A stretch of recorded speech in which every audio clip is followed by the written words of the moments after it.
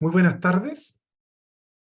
Primero que todo parto por saludarles a todos ustedes eh, y felicitarlos por la organización de este quinto Congreso Latino-Iberoamericano de Psicología Política. Todas estas oportunidades de encontrarnos para poder discutir y analizar diversos temas que son de alto interés para nuestra disciplina son ciertamente muy bienvenidos, no solo para el mundo académico, sino también para quienes toman decisiones o trabajan ligados al mundo de la producción de las políticas públicas. Así que quiero primero saludarles y felicitarlos por organizar ya este quinto encuentro. Me habría gustado haber tenido la oportunidad de interactuar directamente con ustedes, pero me resulta imposible por las diferencias de hora y los compromisos que tengo actualmente acá en Inglaterra. Les cuento que justamente me encuentro viajando en distintas universidades acá, para poder fortalecer una agenda de investigación de la cual les voy a conversar hoy a través de esta presentación, a propósito de entender los procesos que están involucrados en la participación de las personas en acciones colectivas en general, desde la influencia específica de la psicología. También quiero agradecer a Yorelis Acosta por la invitación y su constante apoyo para poder generar esta grabación y poder hacérselas llegar en el marco de esta charla. Insisto, me habría gustado estar con ustedes para poder interactuar, recibir comentarios o preguntas, pero en esta oportunidad no fue posible.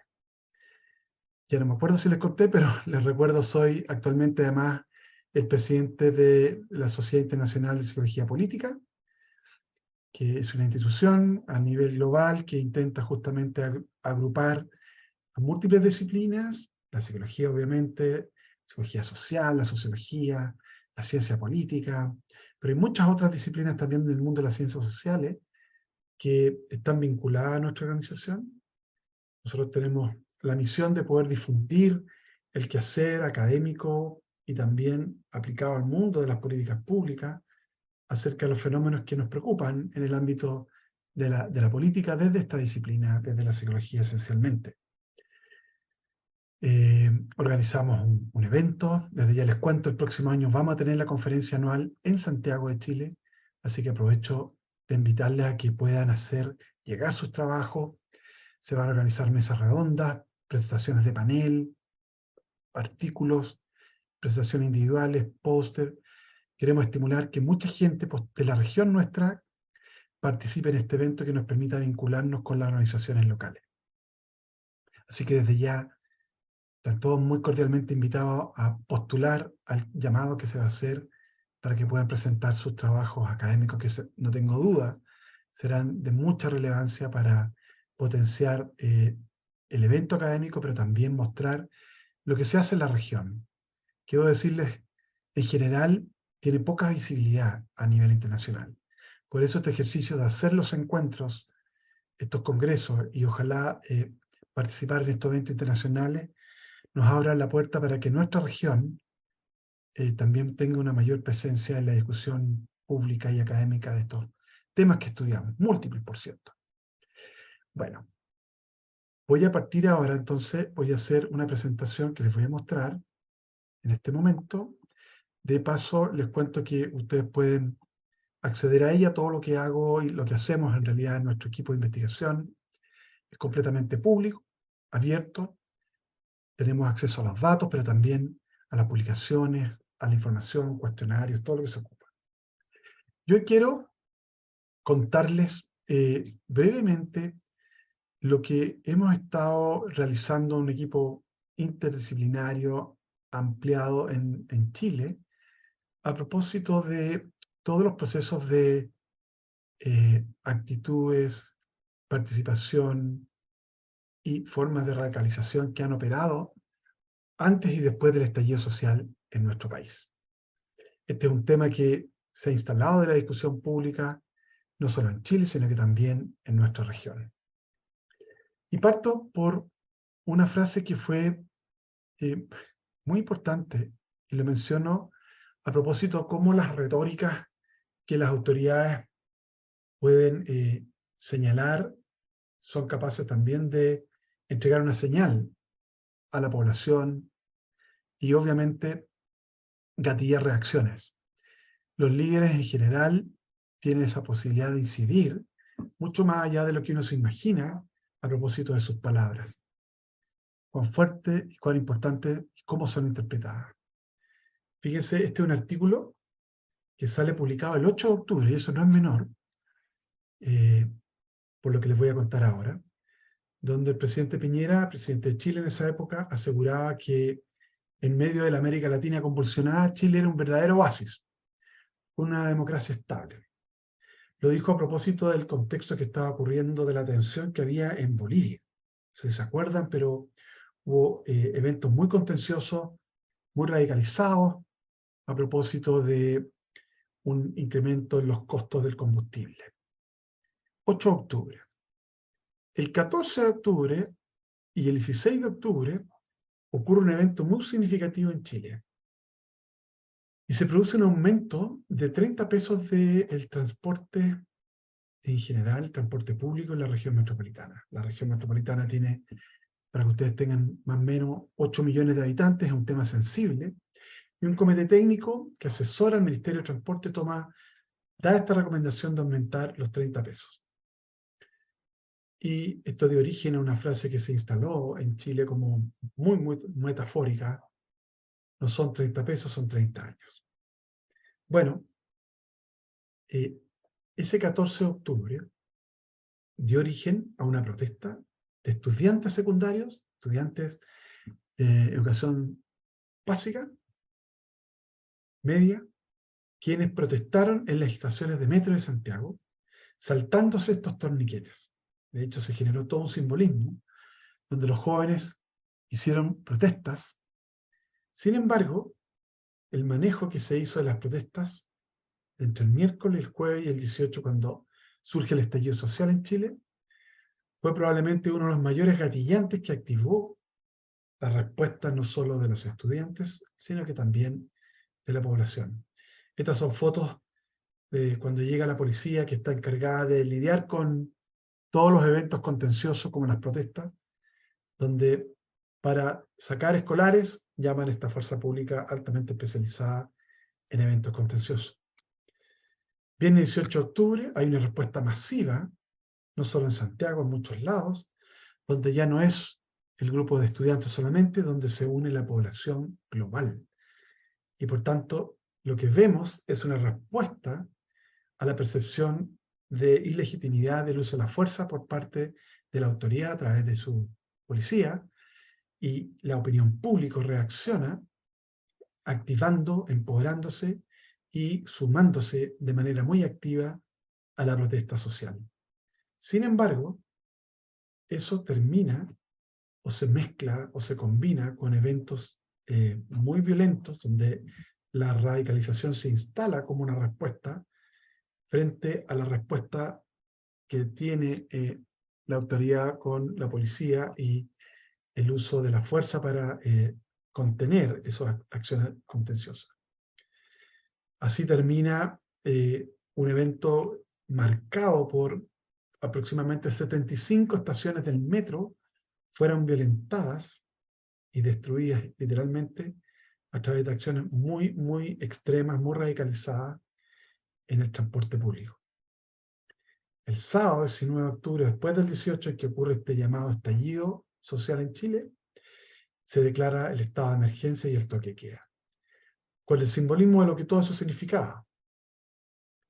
Recuerden, al igual que en muchos países de la región, tuvimos una dictadura desde el año 73 hasta fines del 88, en que Chile recupera la democracia con una elección, donde la presencia de los militares tenía un simbolismo enorme y por tanto esta era una decisión de alto impacto que se tomó en el gobierno del presidente Piñera como respuesta para dar un control a la situación que efectivamente había adquirido un carácter global en el país, de mucha, mucha tensión social, y era incluso tan inesperado que la gente costaba entender cómo estaba pasando algo así, cómo se produjo algo así. Esto de origen a múltiples manifestaciones, tomas de territorio y explosión social que terminó con todo tipo de víctimas, daños oculares, con acusaciones de la policía de haber usado la fuerza desmedida para lidiar con el control de la protesta. Finalmente, esto desencadena una respuesta de las protestas más grandes que ha tenido la historia de nuestro país, con más de 1.200.000 personas que salen a protestar en respuesta a todos estos eventos contenciosos y donde se arma la base de lo que dio origen posteriormente a un acuerdo político, donde el Congreso y la acción del gobierno toman la decisión de generar una salida política que diera nueva estabilidad al sistema. Y eso dio origen a lo que hoy estamos viviendo, aún como parte del proceso, la decisión de cambiar la Constitución de Chile, de crear un mecanismo que permitiera crear las nuevas bases de una Constitución para el país. Todo esto que les cuento, que es como una suerte de resumen que dio origen a, que caracteriza este fenómeno que vivimos en Chile, y que probablemente en los distintos países uno podrá encontrar fenómenos equivalentes, resulta de tremenda importancia para nosotros que estudiamos estos fenómenos, tratar de analizar y entender cómo se gestan, con qué se conectan. Y eso inevitablemente es algo que hemos ido aprendiendo nosotros también en psicología, la importancia de tomar en cuenta el contexto en que ocurren estos fenómenos. No es inocuo la manera como las personas comunes y corrientes reaccionan frente a las señales, frente a lo que está ocurriendo en el entorno. Y así quiero hablar un poco de la caracterización de cómo estaba el país previo al estallido social, en su desarrollo económico, la pobreza y otra serie de indicadores. Porque finalmente la suma de todos estos efectos, tanto contextuales como macros, como los que operan a nivel de las mismas dinámicas de las protestas, que me gustaría instalar como punto de reflexión. Cómo estos factores que llamamos más contextuales inciden en la manera como las personas se movilizan y se expresan para poder promover cambio social a través de acciones colectivas. Chile había por varios años experimentado un desarrollo muy significativo. Casi 3 décadas en que Chile venía desarrollándose económicamente, socialmente, políticamente. Venía saliendo de una crisis tremenda como fue la dictadura. El desarrollo también hizo que el propio país cambiara respecto a la manera como se percibía a sí mismo y sobre todo acerca de las expectativas del futuro. Cómo la sociedad chilena empezó a construir nuevas expectativas acerca de lo que aspiraba a tener o deseaba tener en la vida. Solamente datos genéricos para que ustedes tengan una idea. Fíjense cómo evolucionó el crecimiento de los ingresos per cápita que tenía Chile de manera muy sustantiva en todas las políticas que se procesaron a partir de que Chile recupera la democracia, que fue más o menos en este año. Estos fueron los años más duros que vivió Chile, y muchos países de la región, con las recesiones que tuvimos, con la quiebra de la banca, periodos muy duros de mucha cesantía, de mucha pobreza en Chile. Aquí se recupera la democracia y empieza un proceso muy importante de transformaciones en el sistema económico, pero también políticas que dieron origen en su conjunto al desarrollo de una prosperidad económica en la población en general. Este es un cambio muy sustantivo que experimentó Chile durante los últimos 25 o 30 años. El ingreso per cápita experimentó un cambio muy fuerte. Por otro lado, así como crecían los ingresos, también comenzó a disminuir de manera muy sustantiva la pobreza y la pobreza extrema. Si ustedes se fijan, en los años 90 teníamos una pobreza en torno al 40%. Y es altísimo. Previo a eso incluso era más alto, en la época que les hablaba del 80, 82, cuando viene la quiebra de los bancos. Fíjense cómo estos indicadores, que son difíciles de mover, terminan en niveles sustantivamente más bajos a fines de los 2000, cuando la economía y el crecimiento lograba, con políticas públicas, incidir fuertemente en la caída de la pobreza. Por otro lado, Chile logró mantener durante años la tasa de retención, es decir, número de años que los estudiantes de educación media lograban tener en el sistema escolar. Y fíjense, sistemáticamente para hombres y para mujeres, a lo largo del tiempo y producto también de muchas políticas públicas, de cambios en las expectativas de la valoración de la educación, uno empieza a constatar que hay altos número de años de personas, alto número de personas que completan al menos 11 años de educación escolar, prácticamente toda la educación escolar completa. Esto es tremendamente relevante porque la educación está conectada fuertemente con ingresos, movilidad social y otros indicadores. Este era otro dato duro fundamental para Chile. Así como aumentó los años de escolarización, también aumentó de manera muy sustantiva la matrícula de estudiantes de pregrado en educación superior. Otro elemento fundamental que está muy asociado al desarrollo intergeneracional es justamente la posibilidad de poder estudiar en educación superior. Para que tengan una idea, a fines de los 80, Chile tenía alrededor de 200.000 estudiantes en la educación superior. Hoy día estamos en torno al 1.200.000 con variaciones en los últimos años, pero sobre el 1.100.000 de estudiantes que están en educación superior. Eso coincide con un aumento de la oferta porque se crean más universidades, pero también es reflejo de las expectativas que tienen las familias y los jóvenes de estudiar en la educación superior. Nuevamente la educación, un tremendo motor de movilidad social y por tanto, como lo revelan muchos estudios. También aumentan el financiamiento. Chile tiene un sistema de educación superior pagado. No existe la gratuidad, a pesar de que en los últimos años se ha implementado una política de gratuidad. Esa política está afectando esencialmente a sectores de menores ingresos del país, está bastante focalizada aún, y por tanto el financiamiento es clave para favorecer o estimular que jóvenes que tengan condiciones académicas puedan ingresar a la educación superior y financiar sus estudios. Chile, a diferencia de otros países, tiene un sistema de admisión nacional y por tanto la admisión a la universidad está regulada con mecanismos, con pruebas de admisión, pero también con mecanismos que permiten educación especial o admisión especial con vacantes que todo el sistema de educación superior tiene a su disposición. Pero lo que ustedes pueden ver acá, nuevamente hay un incremento en los programas de financiamiento y por tanto esto favorece que personas de menos recursos también puedan acceder a la educación superior. Esta es otra curva bien interesante que han producido los economistas, que es la participación en los ingresos por quintiles. Los quintiles menores reflejan menores ingresos que los quintiles mayores, y si ustedes se fijan, Chile aún tiene una brecha muy sustantiva entre el quinto quintil, que es el quintil donde hay más riqueza, respecto del resto de los otros grupos. Pero aún así, este gap con los años ha ido gradualmente reduciéndose. Pero aún tenemos una brecha importante, y esto se manifiesta esencialmente en el indicador de Gini.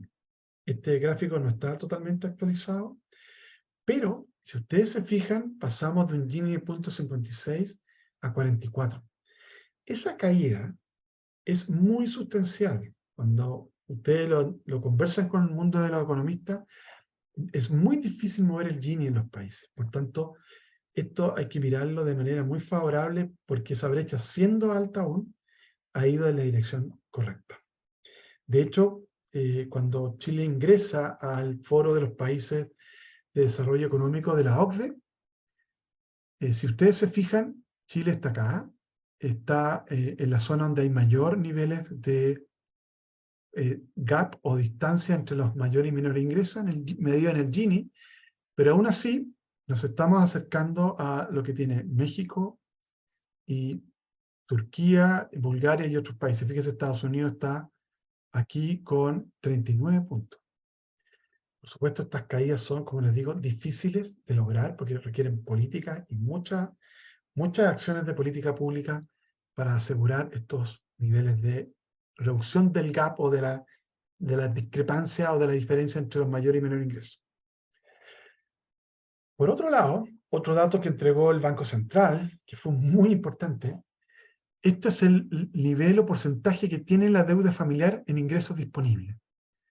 Por tanto, a mayor porcentaje de los ingresos disponibles, las familias en este caso se ven más constreñidas, más estresadas por la cantidad de deuda. Y si hay algo que uno empieza a mirar, que con los años la deuda en general ha ido en aumento. Y esto obviamente también es otra fuente de tensión social. Mira ahora desde el punto de vista de los grandes eventos que han sido de alto impacto público, y lo he llamado esto como el lado oscuro de la luna. Hemos tenido una serie de eventos donde ha habido corrupción en el mundo militar, la colusión en los precios, la venta, por ejemplo, de pollos, abusos sexuales en la iglesia, las farmacias que también se han coludido, colusión para el confort y así empresas que tenían malas prácticas. También tuvimos un problema muy serio de fraudes y robo de dinero y corrupción en Carabineros, en nuestra policía. En fin, eventos de alta visibilidad pública donde agentes del Estado, del mundo de las empresas, de las instituciones que históricamente tenían un rol fundamental, estaban siendo duramente cuestionadas. Y de hecho, aquí tienen, por ejemplo, una serie de mediciones que ha hecho el Centro de Estudios Públicos, con una encuesta nacional de opinión. Fíjense que tenemos entre el 2015 y 2019, de manera casi sistemática, caídas en los niveles de confianza hacia prácticamente todas las instituciones que típicamente nosotros teníamos un baluarte y un reconocimiento, como el Congreso, los tribunales, los partidos políticos. Fíjense cómo los partidos políticos han perdido casi completamente la confianza de la población. Ha caído también la confianza en las instituciones como las iglesias, que típicamente fueron muy relevantes. Si ustedes se acuerdan, la Iglesia Católica cumplió un rol fundamental en la época de la dictadura. La caída en la confianza en las policías, las Fuerzas Armadas, Policía de Investigaciones, empezó a mostrar una película bastante compleja y de mucha desafección, y sobre todo, cuando hablamos de desconfianza en las instituciones, estamos atentando contra uno de los pilares fundamentales de la cohesión social. Entonces, ustedes se imaginan cómo toda esta situación de crecimiento económico, aumento de expectativas, por un lado, aumento de escolarización, pero al mismo tiempo aumento del endeudamiento, aún un Gini que muestra los niveles de desigualdad fuertes en el país, todos estos elementos de corrupción en instituciones relevantes, más los niveles de confianza, casi abran o crean las condiciones perfectas para crear situaciones donde haya mucha demanda por cambio.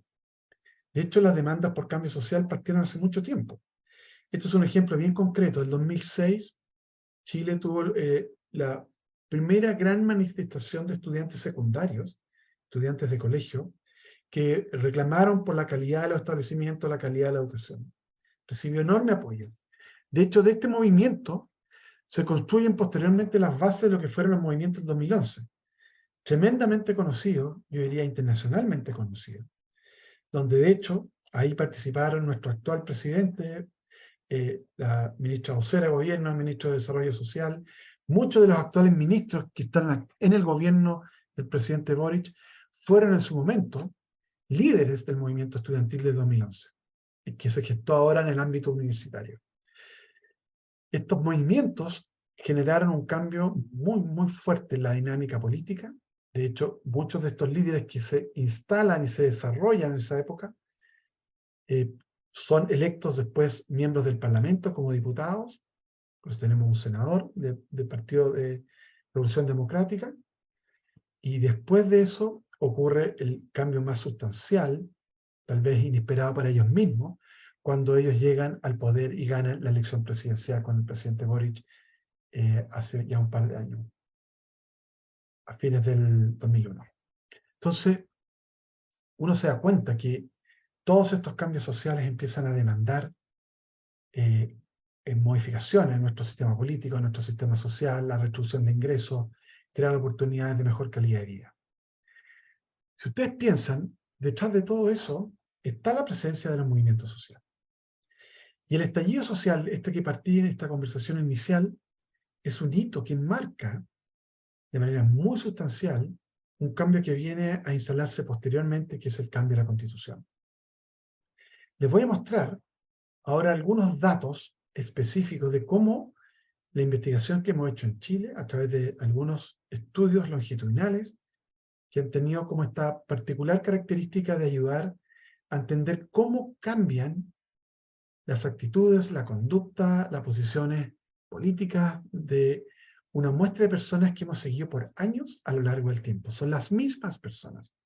Eso nos permite responder preguntas fundamentales acerca del cambio.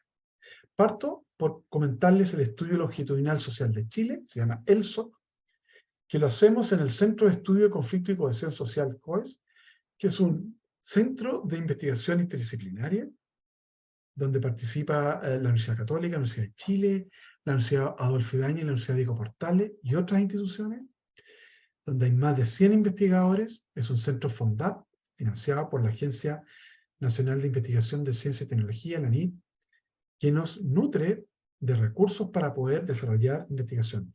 Este año cumplimos 10 años desde que tenemos el centro. Estamos justamente en el proceso de renovación.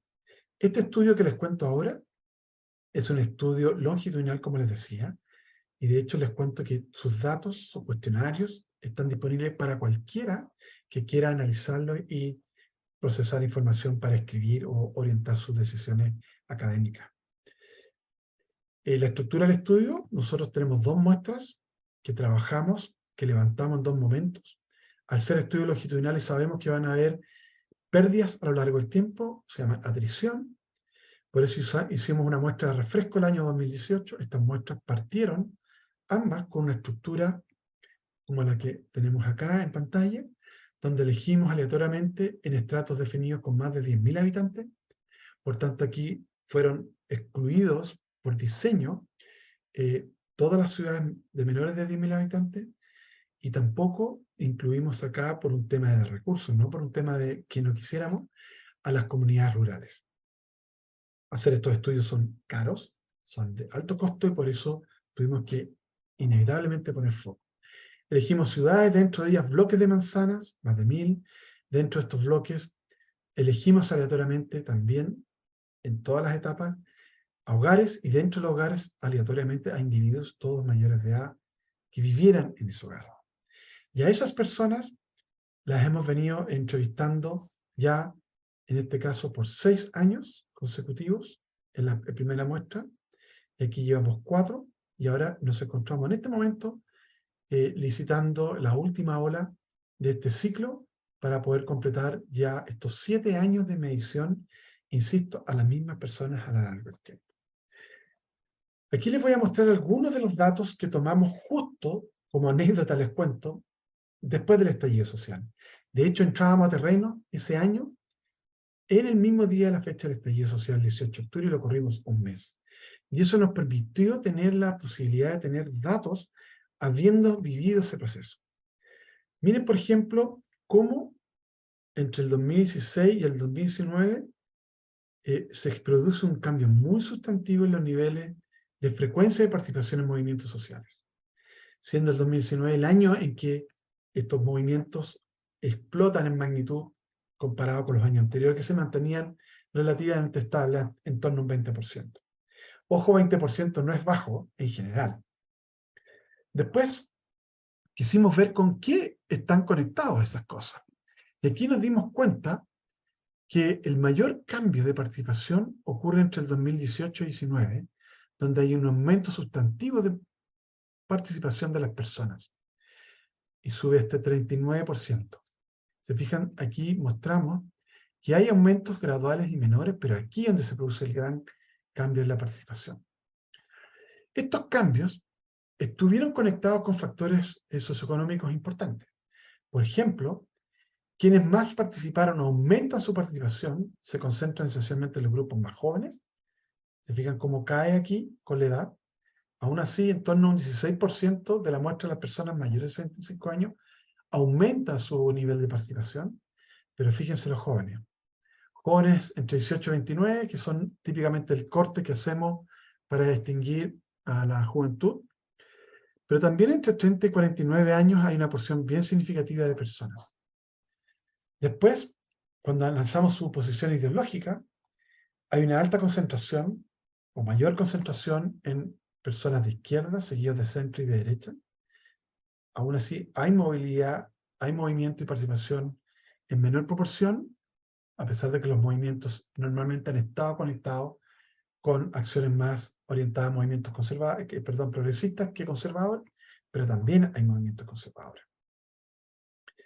Cuando analizamos lo que nosotros vamos a ver en un rato más como la incidencia de la red social o la incidencia normativa, en qué medida yo tiendo a participar más en la medida que percibo parte de mi red también participa más en acciones colectivas.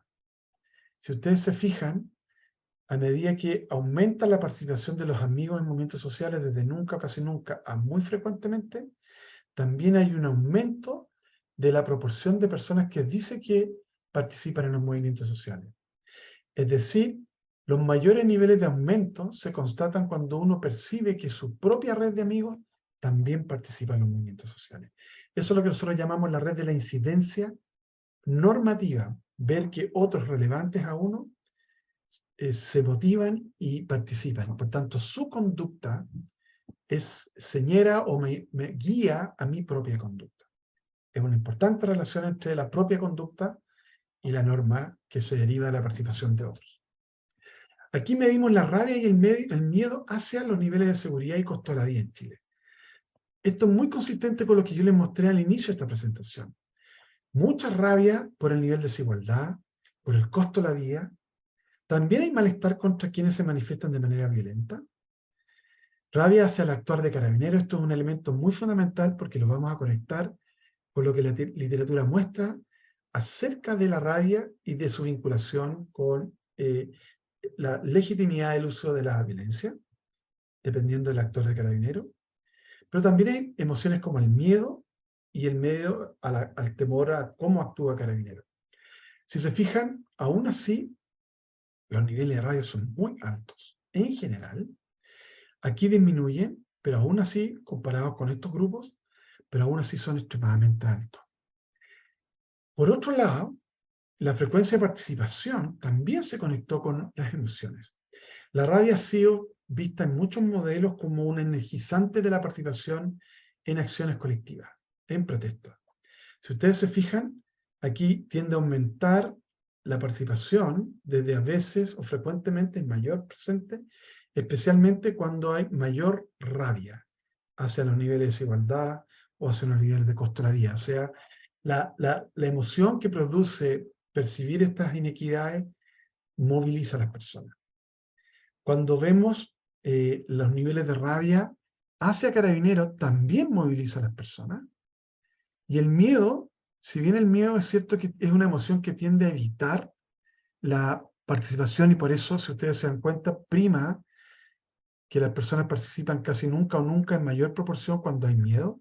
Asimismo, cuando tenemos poca rabia, porque no nos energizamos, el miedo también es un motor que tiende a frenar la participación. Aún así, a pesar que hay gente que le tiene miedo a Carabineros, sigue participando. Cuando miramos la rabia hacia los manifestantes, fíjense que aquí, mientras más alta la rabia hacia los manifestantes que usan la violencia, caen los niveles de participación de las personas que están en el estudio. Por tanto, la rabia hacia ellos frena, si ustedes quieren, los niveles de participación, así como también lo hace el temor cuando hay manifestantes violentos. Típicamente las personas tendemos a evitar contacto con esas situaciones. ¿Cómo hemos entendido y cómo hemos analizado la radicalización? Primero, Chile, como ya les contaba, venía con una historia grande de movimientos sociales, de protesta social, mucho energizada por jóvenes, como les mostraban los datos de esta muestra nacional. Pero aquí la dinámica que se produce entre el manejo que se hace del conflicto por parte de Carabineros, o sea, el Estado de Chile, y los manifestantes que están en la primera línea, que normalmente coincide con el grupo que está en el choque de la interacción.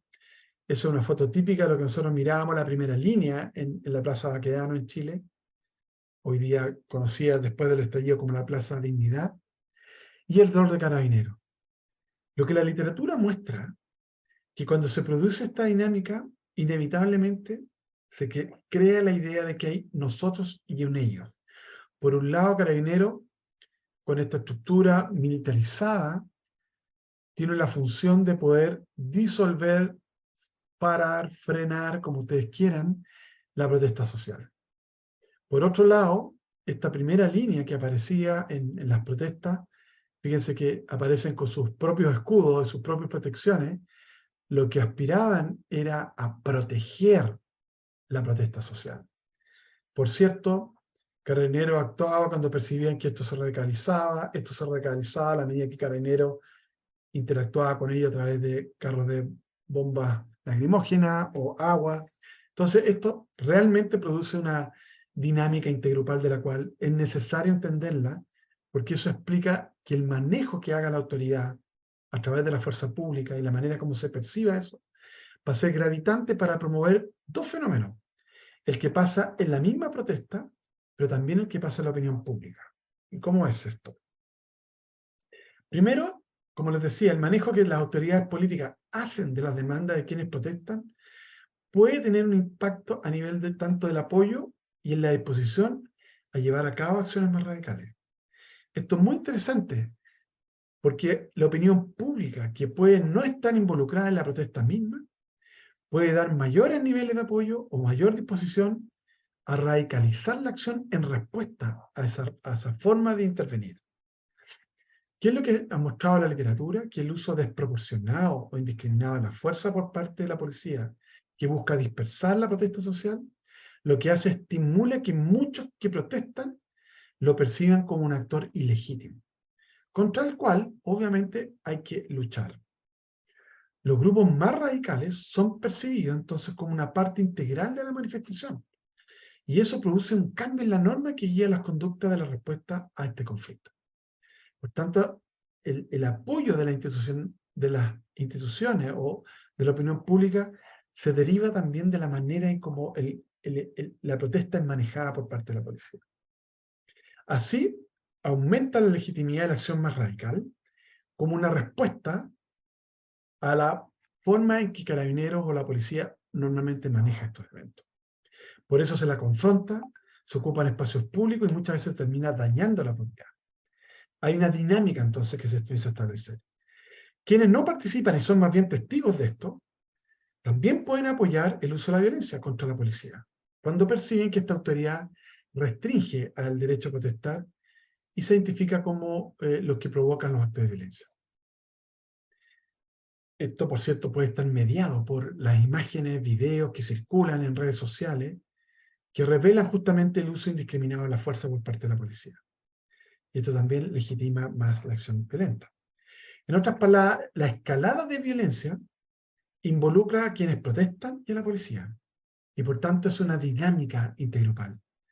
Y eso es lo importante entender en estos fenómenos, que hay una dinámica que se produce con estos actores.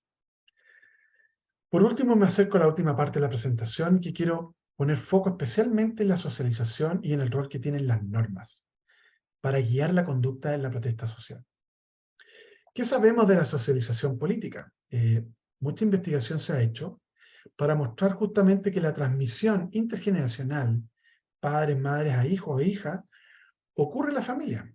Así las personas aprendemos y conocemos, tenemos valores, tenemos posiciones ideológicas, tenemos modelamiento de actitudes y conductas en el mundo de la esfera política que provienen del entorno de la familia. Por ejemplo, las normas familiares y la amistad predicen, por ejemplo, la intención de voto de las personas y las conductas proambientales. Dependiendo cómo mi familia me ha socializado, voy a votar de una determinada manera, voy a comportarme de una determinada. El supuesto entonces que la familia es el agente de socialización más importante para los asuntos políticos, porque efectivamente la mayor parte de las personas pasa un tiempo muy importante en la familia, y en la familia se construye esta base que contribuye justamente a darle contenido a nuestras identidades políticas, a guiar nuestra conducta política cuando votamos, cuando participamos en acciones, etc. Lo que sabemos es que hay una abundante literatura que vincula la visión política de los padres, las madres, y el desarrollo político, en las posiciones políticas, la orientación política y la conducta política de los hijos. Ahí hay mucho trabajo hecho en general. Pero aquí vamos a ver que hay un aspecto menos explorado, que es el que les voy a contar ahora. En nuestra disciplina hay mucha literatura muy antigua, pero tremendamente señera, muy relevante, que mostraba o que muestra el rol que cumplen las normas en este sentido psicológica y cómo influyen en el comportamiento de las personas. En general, el supuesto es como nosotros, como seres sociales que somos, tenemos múltiples vínculos, redes, vínculos sociales, y por ende distintas fuentes de influencia. En este caso normativa, en el sentido de que norman o guían nuestra conducta, que prescriben lo que es deseable o nos muestran lo que se debe hacer. La familia es un ejemplo que mencionaba recién, pero también son los pares, los grupos de referencia, las autoridades, ejercen una influencia importante en nosotros. Nos gusten o no. Los individuos, todos nosotros inferimos las normas entonces a partir de lo que muchas veces observamos en la conducta, especialmente de otros que son relevantes para uno, especialmente de esos grupos con los cuales nos identificamos. Fíjense, inferimos la norma social a partir de lo que vemos de la conducta de otros. Entonces, la manera como se comporta mi grupo, mi familia, mis pares, mis amigos, por ejemplo, va a desempeñar un rol central en guiar mi propia conducta. Eso es lo que nosotros llamamos la incidencia o la influencia grupal normativa en la conducta de cada persona. Las normas, entonces, guían el comportamiento grupal. No son normas explícitas, no son normas necesariamente escritas, pero son las normas psicológicas que inferimos a partir de la conducta de los otros. Las normas nos ayudan porque nos motivan para mantener nuestros lazos sociales. De hecho, evitamos el rechazo porque cuando uno quebranta una norma, puede ser castigado socialmente en el grupo donde uno quiebra una norma. Nosotros tendemos a evitar ese rechazo y por tanto tendemos mucho más a obedecer que a quebrantar las normas. Aunque la gente cree que quebramos mucho la norma, la verdad, somos más obedientes de lo que creemos que somos. Y tendemos más a seguir esa fuerza normativa que deriva de las redes sociales con las cuales nos vinculamos. Hay dos grandes normas que se han discutido en la literatura. Las normas que prescriben nuestra conducta y que hablan acerca de lo que uno debiera hacer, por eso prescribe, y lo que realmente la gente hace, que es la norma descriptiva, en la que inferimos a partir de la conducta que tienen otros. Ambas normas pueden ser relevantes para comprender las diferentes fuentes de influencia en la acción colectiva. Y aquí vamos a ver algo muy interesante porque pese a que las normas han ocupado un rol muy relevante en psicología para entender muchas conductas, esta ha sido poco conectada con la literatura de acciones colectivas. En los estudios que les voy a mostrar, y con esto termino mi presentación, vamos a ver cómo las normas prescriptivas y las normas descriptivas, es decir, si yo veo, por ejemplo, que mis padres, mis familiares y amigos participan en protestas o en acciones colectivas, normas descriptivas, o bien percibo que ellos valoran que yo participe, eso es la norma que prescribe mi conducta, entonces voy a ver cómo eso incide en mi propia participación. Las personas que van más a las protestas son aquellas que además perciben que sus amigos van más o sus familiares van más o están energizadas por otras funciones. Por supuesto que pueden estar energizadas por otras cosas. Sabemos cuando uno se identifica con un movimiento, va más. Sabemos cuando tiene rabia, como les mostraba, va más. Sabemos cuando se mueve por convicciones políticas, va más. Convicciones morales incluso. Bueno, vamos a ver si en estos dos estudios que termino ahora, ¿cuán incidentes son las normas? Este es un estudio que publicamos hace relativamente poco tiempo, el año 2020, en que pusimos foco en la socialización familiar, intergeneracional, es decir, cómo los padres de mi generación, que crecimos en la dictadura, que fuimos activamente involucrados en el proceso de cambio de la dictadura hacia la democracia, cómo nuestra conducta del pasado incide en nuestra propia conducta del presente y señala a nuestros hijos e hijas o guía, si ustedes quieren, normativamente su conducta. Entonces vamos a estudiar, o aquí reportamos, cómo los hijos participan actualmente, todos mayores de 18 años, y si esto está relacionado con la manera en que sus padres participan en acciones colectivas o en acciones políticas. Lo que ocurrió en el pasado, cómo eso prescribe lo que ocurre en el presente, su participación actual y las expectativas que los padres tienen acerca de los hijos. siempre se piensa que las expectativas de los padres juegan un rol. La pregunta es si los hijos siguen o no las expectativas de los padres. Vamos a ver ahora respecto a su participación en las protestas. Por otro lado, la participación de los hijos puede operar tanto en acciones que llamamos convencionales, aquellas típicamente de ir a marchas, participar en protestas pacíficas, si ustedes quieren, en protestas que involucran muchas personas, pero que no quebrantan normativamente la ley o que no se salen del marco normativo. Y también vamos a mirar acciones más radicales, como las que les voy a mencionar ahora. Y también vamos a mirar cómo los hijos perciben sus padres, valoran o no que ellos participen en este proceso. Esto es lo que queremos ligar.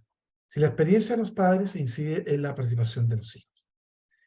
Aquí tiene el ejemplo de las preguntas que usamos para medir las acciones convencionales: ir a marcha, difundir información en red, pintar lienzo, etc.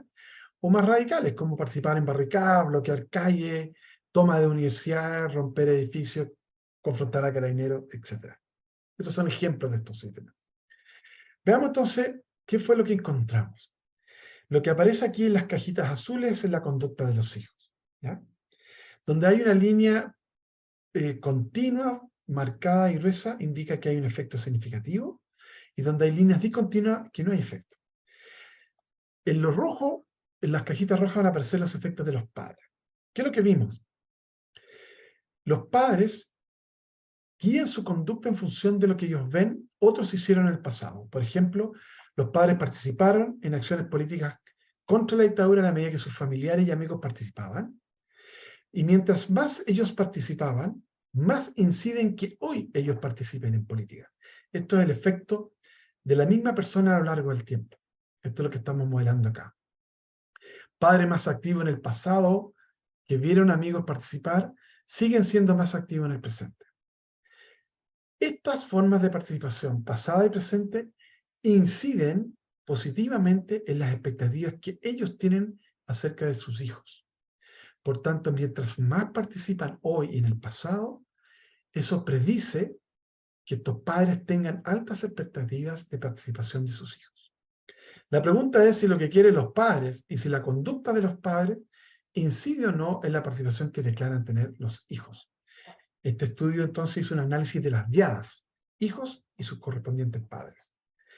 ¿Qué es lo que vimos? Que el efecto efectivamente está mediado por la percepción que tienen los hijos de la valoración de la conducta colectiva de los padres. Es decir, mientras más los hijos perciben que los padres valoran que ellos participan, eso se llama norma prescriptiva, más participan en acciones convencionales. Y esta norma la construyen los hijos, la perciben los hijos, a partir de lo que ven si sus padres participan hoy, o a partir de lo que ellos, los padres, esperan de sus hijos. Es decir, la expectativa de los padres predice significativamente la expectativa que tienen o lo que perciben los hijos que creen que sus padres quieren de ellos. Están alineados, por tanto. Por otro lado, las normas descriptivas, es decir, la conducta actual de participación de los padres, también predijo positivamente la participación en acciones radicales. Fíjense que no se va por esta vía, probablemente porque no hay normas prescriptivas donde los hijos participen y piensen que los padres valoren que sus hijos participen en acciones más radicales. Probablemente porque la radicalización les genera más temor a los padres. Hay más riesgo, ¿no es cierto?, de hacer estas conductas. Por tanto, esto está mucho más ligado a que probablemente hay ciertos entornos donde esta acción es más legitimada, versus que los jóvenes tengan normas prescriptivas percibidas de sus padres al respecto. En un segundo estudio, en este mismo artículo, tomamos datos de un estudio longitudinal que veníamos realizando por años, en que fuimos siguiendo, fíjense, a más de 1.000 alumnos, 1.200 estudiantes por año, o la 1, o la 2, o la 3, donde logramos nuevamente mirar ahora, a lo largo del tiempo, cómo la participación de los padres en acciones políticas puede incidir en la percepción de las normas prescriptivas. Es decir, mientras más veo a mis padres participar, más pienso que ellos valoran que yo participe. ¿Y en qué medida eso incide en que yo realmente me radicalice o participe más en acciones colectivas? Este hallazgo que les voy a mostrar ahora fue similar en general cuando hablamos de acciones convencionales. Entonces aquí tenemos 3 tiempos, aquí han pasado 6 meses y aquí 6 meses más, es decir, 1 año en el tiempo. ¿Qué es lo que encontramos? Primero, que cada variable se predice a sí misma en el tiempo, es decir, mientras más mis padres participan, o yo percibo que participan, ellos tienden a participar en el tiempo. Mi propia participación predice mi participación futura, y mientras más percibo que mis padres valoran que yo perciba, eso lo siguen percibiendo a lo largo del tiempo. La gran pregunta entonces ahora son los efectos que vamos a poner en nuestras hipótesis. Y como ustedes pueden ver, esto es un efecto significativo, muestra que mientras más percibo que mis padres participan, más pienso, eso es un efecto positivo, que ellos valoran que yo participe. Esto es constante a lo largo del tiempo. En segundo lugar, ver a mis padres per se no es suficiente para participar en acciones radicales. ¿Se acuerdan que fue el hallazgo que mostramos arriba? Pero cuando yo percibo que mis padres valoran que yo lo haga, entonces tengo más participación. Solo ahí cuando eso ocurre. Y además, constatamos que este efecto, que se llama un efecto indirecto, es también significativo. Por otro lado, también encontramos el efecto cross-lag de que las normas prescriptivas también aumentan la percepción de las normas descriptivas y viceversa. ¿Se fijan? Este es el efecto cross-lag. Interesante, cambia a lo largo del tiempo. Por último, tomamos misma lógica, ahora tomando nuevamente los datos del estudio de radiografía social, porque como hemos medido a las mismas personas a lo largo del tiempo, hicimos un ejercicio similar, y ahora hemos puesto las normas de familiares y amigos participando. Es decir, en la medida que yo veo que ellos participan, entonces voy a ver si efectivamente las personas reportan participar más. Ahora estamos hablando de 2 años de diferencia a lo largo del tiempo. Y lo que mostramos, nuevamente, que las normas predicen ahora eficacia, es decir, mientras más mis amigos y familiares participan, me hace pensar que nuestro grupo es más eficaz para promover cambio. Y mientras más eficaz percibo que nuestro grupo es, más estimula mi participación a lo largo del tiempo. Nuevamente, este es un efecto muy importante que muestra la fuerza que tiene la incidencia de las normas. Ver y percibir que otros en mi grupo participan incide en mi propia participación, en este caso mediado a través de la eficacia grupal. Las normas también tuvieron una incidencia directa en la participación, tal como lo habíamos visto en el estudio anterior. Por último, la participación propia también incide en la construcción de esta norma social, es decir, se relaciona de manera positiva.